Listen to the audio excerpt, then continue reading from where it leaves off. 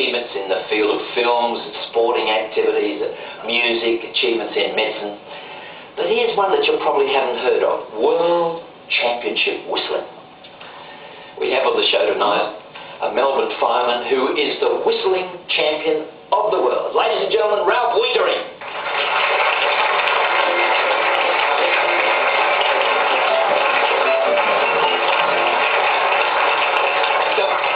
Ralph, can you tell me about the World Championships?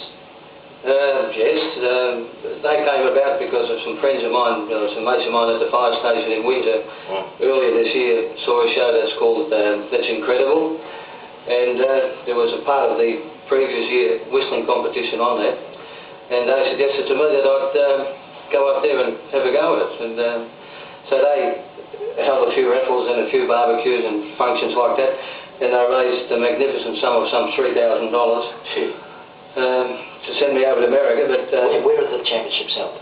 Carson City, Nevada. And it's a big event, isn't it? Oh, it's very big, yes. How many people? What, the spectators or the... Well, I was thinking in terms of contestants. Really. Well, I've got some newspapers at home that stated that in California alone, some 3,000 people went in for the competition, but you know, they weighed the map, but they came from all over the world. Roughly how many people were there on the night? Well, it was held in over 2 days. At the weekend, it's sort of like a mini My Music Bowl set up, you know, people sitting on the lawn and having eats and drinks and whatever, and watching the show. But somewhere between 3,000, 4,000, 5,000 people all came from the day. Like Sunday, the finals, there would have been pretty close to 5,000 people there. And the judges, who were they? Oh, well, they were all television personalities and radio personalities, you know, they were pretty tough. So what was your reaction when your mates started raising this loot then? I mean, were you interested in going? I never thought it'd come off the ground, really. You know, it's such a big thing, really, for someone to go over to America and compete in a World Championship whistling competition. Plus the fact I hadn't seen the bit on That's Incredible, so I didn't know what I was up against. And quite frankly, no, I didn't think it would ever come off the ground, but all of a sudden, when I came back from a run around Australia with the Metropolitan Fire Brigade, it was all systems go, and I had no choice but go. You had to raise, I gather you had to raise a lot of loot yourself as well. Yeah, that's right. You know, decided, actually in Darwin, after being on the road for some 4 weeks, running around Australia with the brigade, I rang my wife up just to check up and see how things were going, and she caught me at a bit of a weak moment, I think. She said to me, listen, what about if the daughters and I come to America too? So I said, yeah, go and hit the bank manager and see what he can come up with, and unfortunately the bank manager was very generous at that time. Now I've got to pay him back, of course. They never tell you about that, do they? That you're going to pay him back, these fellas. They're crafty. So they came across? Yes, they came with me, and I'm glad they came, because at one part of the competition I whistled Advanced Australia Fair, and my wife and 3 daughters stood there with the Australian flags held high, and you know, it really moved the Yanks, because they're very patriotic people. And more so than us, you think? More patriotic than Australians? Oh, look, we're not patriotic enough, nowhere near enough. We live in one of the greatest countries, if not the greatest country in the world. You know, like in America, there's flags flying everywhere, and people are proud of their flag. And you know, I walk through the city here, and you can count the flags that you can see on one hand, sort of thing. You know, and I wish we were a little bit more patriotic, for sure.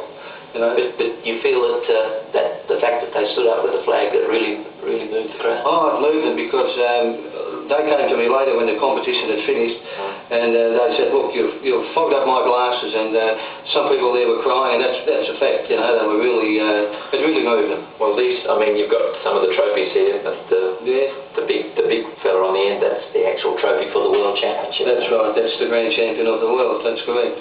That's really good. Do you feel like whistling a bit for us? Whistling one of the things that you did on the show? I'd love to. Do The Godfather. Theme from The Godfather? Okay. Ralph Wiedering, ladies and gentlemen.